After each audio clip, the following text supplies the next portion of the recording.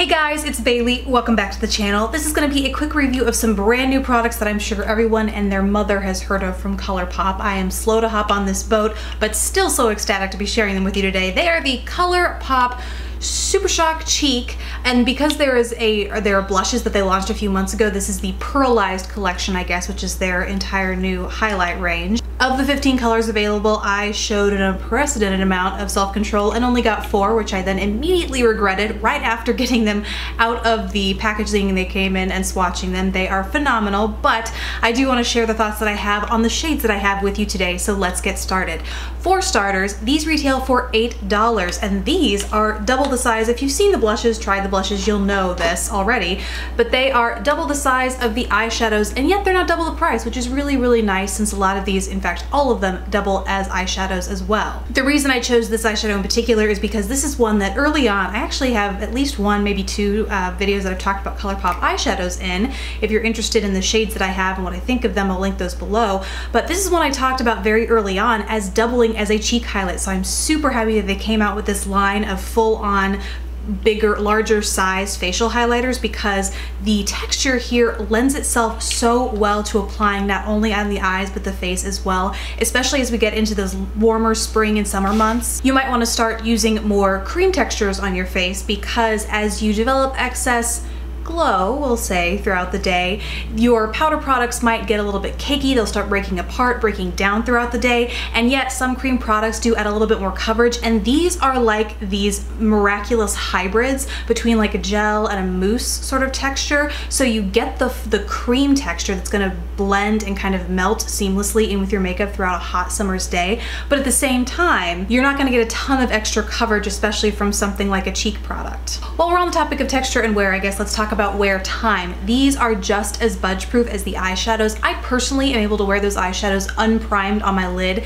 and they don't crease. They maintain the same pigmentation throughout the day. They just wear absolutely beautifully. Obviously, if you have oilier lids, you're definitely going to put a primer under there, or if you want to cover up any unevenness in your eye area, put an opaque base on top of it.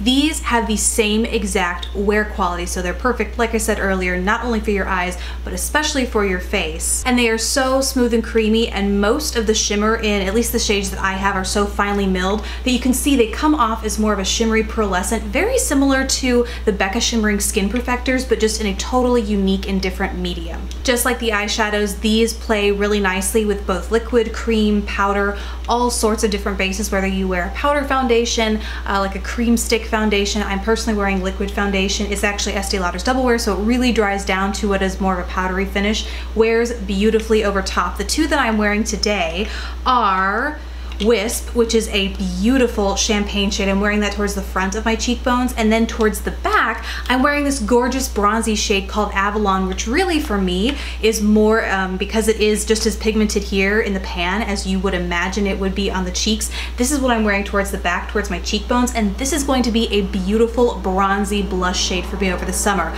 Darker skin tones might find it's a great highlight, a gorgeous bronzy coppery highlight, but for those with more fair skin tones, don't totally discount this because it looks a little too warm, a little too opaque when applied, because it's absolutely gorgeous as just a really subtle bronzy blush. Speaking of Deceptive Shades, the other one I want to talk about is Monster. This, despite looking frosty white in the pan, actually has an amazing purple iridescent shift when you apply.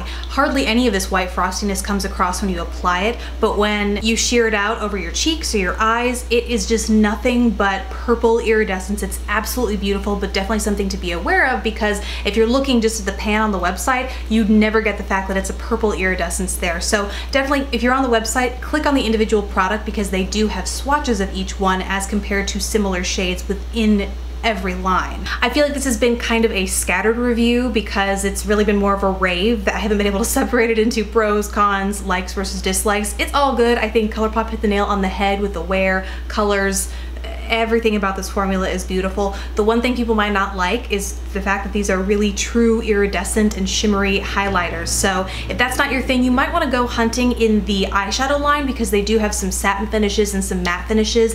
Like I said, you do get half the amount of product, but they're still the same formula quality. They're going to wear just as beautifully and last just as long, whether you put them on your eyes or your face. So that's it for me. I really hope you guys enjoyed this video. Thank you so much for watching. Please don't forget to subscribe if you haven't already, and I will see you in the next video. Bye.